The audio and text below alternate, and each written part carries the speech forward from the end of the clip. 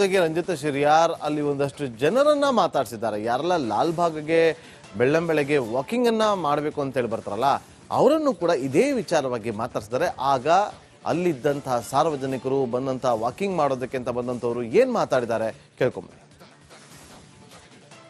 2-3 ವರ್ಷ ಆದಾಗಿಂದ Wilson garden ಅಲ್ಲಿ ಇದ್ದೀನಿ. ಇವತ್ತಿಗೆ 68 ವರ್ಷ ಅಂದ್ರೆ 65 ವರ್ಷದಿಂದ ಬರ್ತಾ ಇದ್ದೀನಿ. 65 ವರ್ಷದಿಂದ ಈ ಲಾಲ್ ಬಾಗ್ನ ಪರಿಸರದಲ್ಲಿ ಇದ್ದವರು, ಇದನ್ನ ನೋಡಿದವರು. ಸರ್, ಮೊದ್ಲಿನ ಲಾಲ್ ಬಾಗ್ ಈಗಿನ ಲಾಲ್ ಬಾಗ್ ಹೆಂಗಿದೆ? ತುಂಬಾ ವ್ಯತ್ಯಾಸ ಇದೆ. ಅಳು ಬರುತ್ತೆ. ಅಳಕ್ಕೇನೋ ವಯಸ್ಸಾಗ್ಬಿಟ್ಟು ಅಳು ನಿಂತು ಹೋಗಿದೆ ಅಷ್ಟೇ. ಅವಾಗಿದ್ದಿದ್ ಬೆಂಗಳೂರಿಗೆ ಇದಕ್ಕೆ ತುಂಬಾ ಇದಾಗಿದೆ. ಈಗ ಈ ಸರ್ಕಾರಕ್ಕೆ ನಾನೇನಾರು ಹೇಳಿದ್ರೆ, ತೇಜಸ್ವಿ ಸೂರ್ಯ ಹೇಳಿದ್ರೆ ಅವನು ಎಳ್ಸು, ಅವನಿಗೆ ಬುದ್ಧಿ ಇಲ್ಲ ಅಂತಾರೆ. ನಾ ಹೇಳಿದ್ರೆ ಇವನ್ ಮುದ್ಕ, ಇವನಿಗೆ ಬುದ್ಧಿ ಇಲ್ಲ. ಅವ್ರಿಗೇನ್ ಬೇಕೋ ಅದೇ ಮಾಡ್ತಾರೆ ಅವರು. ಅದೊಂದು ತುಂಬಾ ಕಷ್ಟವಾದ್ದು. ಅದು ನಾನು ಬಿಜೆಪಿ ಕಾಂಗ್ರೆಸ್ ಅಂತ ಹೇಳ್ತಿಲ್ಲ, ಯಾರಾದ್ರೂ ಇವ್ರು ಮಾಡೋದೇ ಇದೆ. ಯಾಕೆಂದ್ರೆ ಅವ್ರಿಗೆ ಇನ್ನೆಲ್ಲಿಗೋ ದುಡ್ಡು ತಗೊಂಡು ಬೇರೆ ಕಡೆ ಕಳಿಸ್ಬೇಕು, ಅದು ಎಲ್ಲ ಸಾವಿರಾರು ಎಲ್ಲ ಇದ್ರಲ್ಲೂ ಇರುತ್ತೆ. ಇವ್ರು ಖರ್ಚು ಮಾಡ್ಕೊಂಡು ಬೇರೆ ದೇಶಕ್ಕೆ ಹೋದಾಗ ಅಲ್ಲಿ ಏನ್ ಮಾಡ್ತಾರೆ, ಟ್ರಾಫಿಕ್ ಸಮಸ್ಯೆಗೆ ಇದು ಮಾಡಕ್ಕೆ ಅಂತ ಅದು ಸ್ಟಡಿ ಮಾಡಬೇಕು. ಸುಮ್ಮನೆ ಹೋಗಿ ದುಡ್ಡು ಖರ್ಚು ಮಾಡ್ಕೊಂಡು ಬರೋದಲ್ಲ. ನಾನು ಏನು ಅದೃಷ್ಟದಿಂದ ಸುಮಾರು ಕಂಟ್ರಿಗಳಿಗೂ ಹೋಗಿ ಬಂದಿದ್ದೀನಿ ನನ್ನ ಕೆಲಸದಲ್ಲಿ. ನನ್ನ ಮಗ ಇದ್ದಾನೆ ಅಲ್ಲಿ. ಎಲ್ಲಿ ಇದಿರತ್ತೋ ಗೌರ್ಮೆಂಟ್ ಏನ್ ಮಾಡುತ್ತೆ, they encourage usage of public transport. Encourage ಮಾಡೋದಂದ್ರೆ, ಜನ ಕಾರ್ ತಗೋಬೇಕಾದ್ರೆ ಕಷ್ಟ ಆಗುತ್ತೆ, ಪೆಟ್ರೋಲ್ ಕಷ್ಟ ಆಗುತ್ತೆ, ಪಾರ್ಕಿಂಗ್ ಕಷ್ಟ ಆಗುತ್ತೆ. ಅದೆಲ್ಲ ಕಷ್ಟ ಮಾಡಿಬಿಟ್ಟು ಟ್ರಾನ್ಸ್ಪೋರ್ಟ್, ಪಬ್ಲಿಕ್ ಟ್ರಾನ್ಸ್ಪೋರ್ಟ್ನ ತುಂಬಾ ಚೆನ್ನಾಗಿ ಮಾಡ್ತಾರೆ.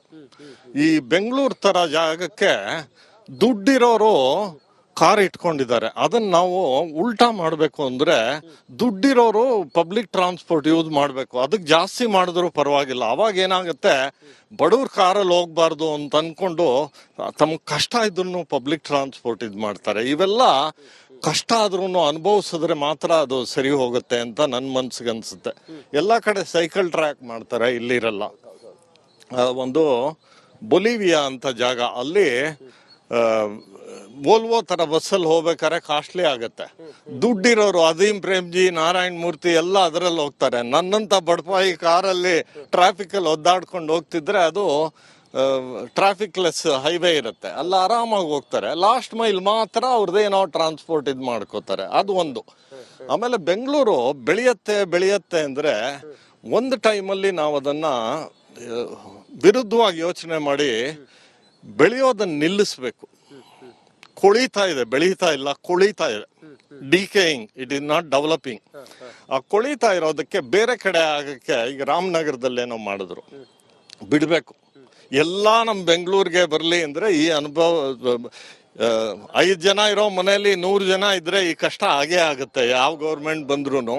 ಅದನ್ನ ಧಾರವಾಡ ಬಿಟ್ಕೊಟ್ಟು ದೊಡ್ಡದ್ ಮಾಡ್ಬೇಕು. ಇದು ಒಂದು ಕೆಲಸ ಮಾಡ್ಬೇಕು. ಆಮೇಲೆ ಮಾಡೋರು ಸ್ವಚ್ಛವಾಗಿ, ನನಗೂ ಮಕ್ಕಳು ಮೊಮ್ಮಕ್ಕಳು ಇದ್ದಾರೆ, ಅವ್ರಿಗೆ ಉಪಯೋಗಿಸ್ಬೇಕು ಅನ್ನೋದು ತಲೆಗೆ ಬರ್ಬೇಕು ವಿನಃ ಈಗ ನಾನು ದುಡ್ಡು ಮಾಡ್ಕೋತೀನಿ ಅಂತ ಮಾಡಿದ್ರೆ ಆಗತ್ತೆ. ಅಪೋಸಿಷನ್ ಇದು ಅನ್ನೋದನ್ನ, ಟ್ಯಾಗ್ ಅನ್ನ ಮರೆತು ಬಿಟ್ಟು ತೇಜಸ್ವಿ ಸೂರ್ಯ ಯಾಕೆ ಹೇಳ್ತಾನೆ, DK ಯಾಕೆ ಹೇಳ್ತಾನೆ, ಅದನ್ನ ವ್ಯವಧಾನದಿಂದ ಮಾಡ್ಕೊಂಡು ಒಮ್ಮತವಾಗಿ ಮಾಡಬೇಕು ಅಂತ ನನ್ನ ಮನಸ್ಸಿಗೆ ಯಾವುದೇ ಪ್ರಕೃತಿಗೆ ಹಾನಿಯಾಗದ ರೀತಿಯಲ್ಲಿ ಮಾಡಿ ಅನ್ನೋದನ್ನ ಹೇಳ್ತಾ ಇದ್ದಾರೆ ಇಲ್ಲಿನ ಜನ. ಇನ್ನಷ್ಟು ಜನರನ್ನು ಮಾತಾಡ್ಸೋಣ. ಕ್ಯಾಮರಾ ಪರ್ಸನ್ ಕೃಷ್ಣ ಜೊತೆಗೆ ನಾನು ರಂಜಿತ್ ಶಿರ್ಯಾರ್, ರಿಪಬ್ಲಿಕ್ ಕನ್ನಡ, ಬೆಂಗಳೂರು.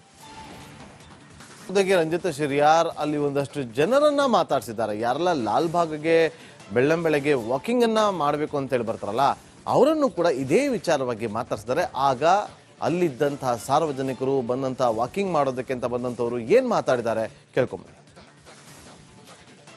2-3 ವರ್ಷ ಆದಾಗಿಂದ ವಿಲ್ಸನ್ ಗಾರ್ಡನ್ ಅಲ್ಲಿ ಇದ್ದೀನಿ. ಇವತ್ತಿಗೆ 68 ವರ್ಷ ಅಂದ್ರೆ 65 ವರ್ಷದಿಂದ ಬರ್ತಾ ಇದ್ದೀನಿ. 65 ವರ್ಷದಿಂದ ಈ ಲಾಲ್ ಬಾಗ್ನ ಪರಿಸರದಲ್ಲಿ ಇದ್ದವರು, ಇದನ್ನ ನೋಡಿದವರು. ಸರ್, ಮೊದ್ಲಿನ ಲಾಲ್ ಬಾಗ್ ಈಗಿನ ಲಾಲ್ ಬಾಗ್ ಹೆಂಗಿದೆ? ತುಂಬಾ ವ್ಯತ್ಯಾಸ ಇದೆ. ಅಳು ಬರುತ್ತೆ. ಅಳಕ್ಕೇನೋ ವಯಸ್ಸಾಗ್ಬಿಟ್ಟು ಅಳು ನಿಂತು ಹೋಗಿದೆ ಅಷ್ಟೇ. ಅವಾಗಿದ್ದಿದ್ ಬೆಂಗಳೂರಿಗೆ ಇದಕ್ಕೆ ತುಂಬಾ ಇದಾಗಿದೆ. ಈಗ ಈ ಸರ್ಕಾರಕ್ಕೆ ನಾನೇನಾರು ಹೇಳಿದ್ರೆ, ತೇಜಸ್ವಿ ಸೂರ್ಯ ಹೇಳಿದ್ರೆ ಅವನು ಎಳ್ಸು, ಅವನಿಗೆ ಬುದ್ಧಿ ಇಲ್ಲ ಅಂತಾರೆ. ನಾ ಹೇಳಿದ್ರೆ ಇವನ್ ಮುದ್ಕ, ಇವನಿಗೆ ಬುದ್ಧಿ ಇಲ್ಲ. ಅವ್ರಿಗೇನ್ ಬೇಕೋ ಅದೇ ಮಾಡ್ತಾರೆ ಅವರು. ಅದೊಂದು ತುಂಬಾ ಕಷ್ಟವಾದ್ದು. ಅದು ನಾನು BJP ಕಾಂಗ್ರೆಸ್ ಅಂತ ಹೇಳ್ತಿಲ್ಲ, ಯಾರಾದ್ರೂ ಇವ್ರು ಮಾಡೋದೇ ಇದು. ಯಾಕೆಂದ್ರೆ ಅವ್ರಿಗೆ ಇನ್ನೆಲ್ಲಿಗೋ ದುಡ್ಡು ತಗೊಂಡು ಬೇರೆ ಕಡೆ ಕಳಿಸ್ಬೇಕು, ಅದು ಎಲ್ಲ ಸಾವಿರಾರು ಎಲ್ಲ ಇದ್ರಲ್ಲೂ ಇರುತ್ತೆ. ಇವ್ರು ಖರ್ಚು ಮಾಡ್ಕೊಂಡು ಬೇರೆ ದೇಶಕ್ಕೆ ಹೋದಾಗ ಅಲ್ಲಿ ಏನ್ ಮಾಡ್ತಾರೆ ಟ್ರಾಫಿಕ್ ಸಮಸ್ಯೆಗೆ ಇದು ಮಾಡಕ್ಕೆ ಅಂತ ಅದು ಸ್ಟಡಿ ಮಾಡಬೇಕು. ಸುಮ್ಮನೆ ಹೋಗಿ ದುಡ್ಡು ಖರ್ಚು ಮಾಡ್ಕೊಂಡು ಬರೋದಲ್ಲ. ನಾನು ಏನು ಅದೃಷ್ಟದಿಂದ ಸುಮಾರು ಕಂಟ್ರಿಗಳಿಗೂ ಹೋಗಿ ಬಂದಿದ್ದೀನಿ ನನ್ನ ಕೆಲಸದಲ್ಲಿ. ನನ್ನ ಮಗ ಇದ್ದಾನೆ ಅಲ್ಲಿ. ಎಲ್ಲಿ ಇದಿರತ್ತೋ ಗೌರ್ಮೆಂಟ್ ಏನ್ ಮಾಡುತ್ತೆ, they encourage usage of public transport. Encourage ಮಾಡೋದಂದ್ರೆ ಜನ ಕಾರ್ ತಗೋಬೇಕಾದ್ರೆ ಕಷ್ಟ ಆಗುತ್ತೆ, ಪೆಟ್ರೋಲ್ ಕಷ್ಟ ಆಗುತ್ತೆ, ಪಾರ್ಕಿಂಗ್ ಕಷ್ಟ ಆಗುತ್ತೆ. ಅದೆಲ್ಲ ಕಷ್ಟ ಮಾಡಿಬಿಟ್ಟು ಟ್ರಾನ್ಸ್ಪೋರ್ಟ್, ಪಬ್ಲಿಕ್ ಟ್ರಾನ್ಸ್ಪೋರ್ಟ್ನ ತುಂಬಾ ಚೆನ್ನಾಗಿ ಮಾಡ್ತಾರೆ.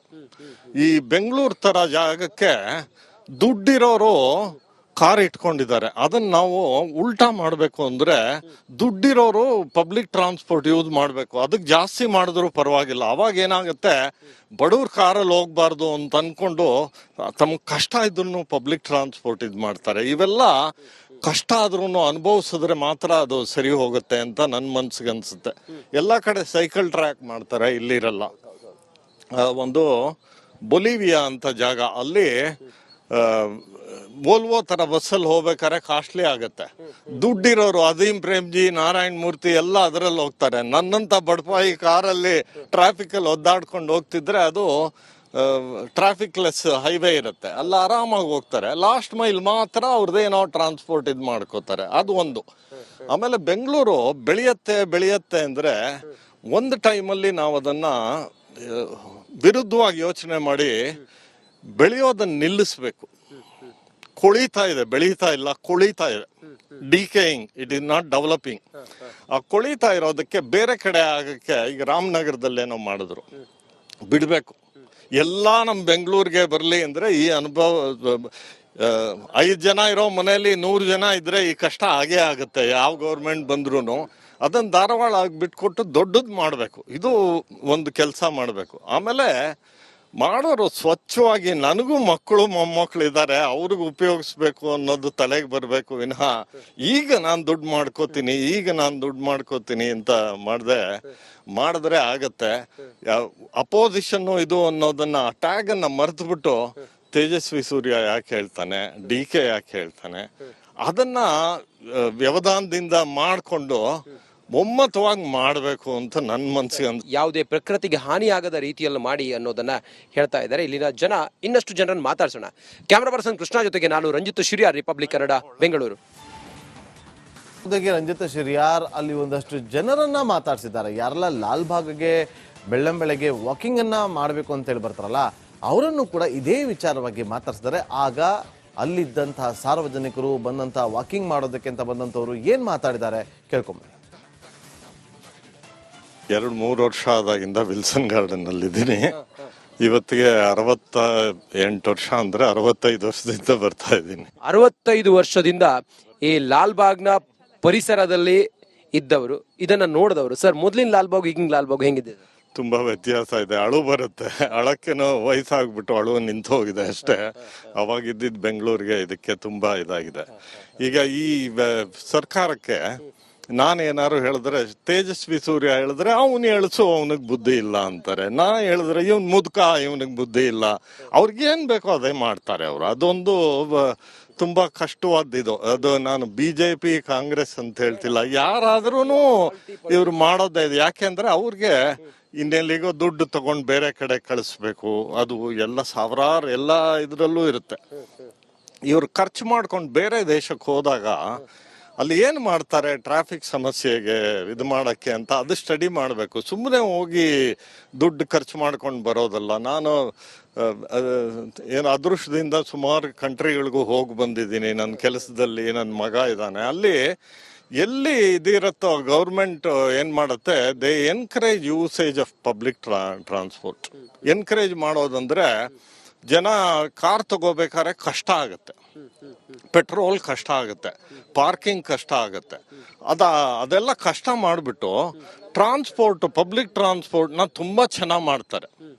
ಈ ಬೆಂಗಳೂರು ತರ ಜಾಗಕ್ಕೆ ದುಡ್ಡಿರೋರು ಕಾರ್ ಇಟ್ಕೊಂಡಿದ್ದಾರೆ. ಅದನ್ನ ನಾವು ಉಲ್ಟಾ ಮಾಡಬೇಕು ಅಂದ್ರೆ ದುಡ್ಡಿರೋರು ಪಬ್ಲಿಕ್ ಟ್ರಾನ್ಸ್ಪೋರ್ಟ್ ಯೂಸ್ ಮಾಡಬೇಕು. ಅದಕ್ಕೆ ಜಾಸ್ತಿ ಮಾಡಿದ್ರು ಪರವಾಗಿಲ್ಲ. ಅವಾಗ ಏನಾಗುತ್ತೆ, ಬಡವ್ರ ಕಾರಲ್ಲಿ ಹೋಗ್ಬಾರ್ದು ಅಂತ ಅನ್ಕೊಂಡು ತಮ್ಮ ಕಷ್ಟ ಇದ್ರೂ ಪಬ್ಲಿಕ್ ಟ್ರಾನ್ಸ್ಪೋರ್ಟ್ ಇದು ಮಾಡ್ತಾರೆ. ಇವೆಲ್ಲ ಕಷ್ಟ ಆದ್ರೂ ಅನುಭವಿಸಿದ್ರೆ ಮಾತ್ರ ಅದು ಸರಿ ಹೋಗುತ್ತೆ ಅಂತ ನನ್ನ ಮನ್ಸಿಗೆ ಅನ್ಸುತ್ತೆ. ಎಲ್ಲ ಕಡೆ ಸೈಕಲ್ ಟ್ರ್ಯಾಕ್ ಮಾಡ್ತಾರೆ, ಇಲ್ಲಿರಲ್ಲ. ಒಂದು ಬೊಲಿವಿಯಾ ಅಂತ ಜಾಗ, ಅಲ್ಲಿ ವೋಲ್ವೋ ತರ ಬಸ್ಸಲ್ಲಿ ಹೋಗ್ಬೇಕಾದ್ರೆ ಕಾಸ್ಟ್ಲಿ ಆಗತ್ತೆ.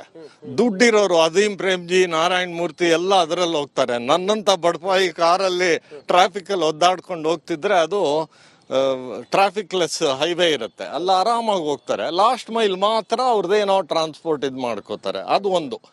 ಆಮೇಲೆ ಬೆಂಗಳೂರು ಬೆಳೆಯತ್ತೆ ಅಂದ್ರೆ ಒಂದು ಟೈಮಲ್ಲಿ ನಾವು ಅದನ್ನ ವಿರುದ್ಧವಾಗಿ ಯೋಚನೆ ಮಾಡಿ ಬೆಳೆಯೋದನ್ನ ನಿಲ್ಲಿಸ್ಬೇಕು. ಕೊಳಿತಾ ಇದೆ, ಬೆಳೀತಾ ಇಲ್ಲ, ಕೊಳಿತಾ ಇದೆ. Decaying, it is not developing. ಆ ಕೊಳಿತಾ ಇರೋದಕ್ಕೆ ಬೇರೆ ಕಡೆ ಆಗಕ್ಕೆ ಈಗ ರಾಮನಗರದಲ್ಲೇನೋ ಮಾಡಿದ್ರು, ಬಿಡ್ಬೇಕು.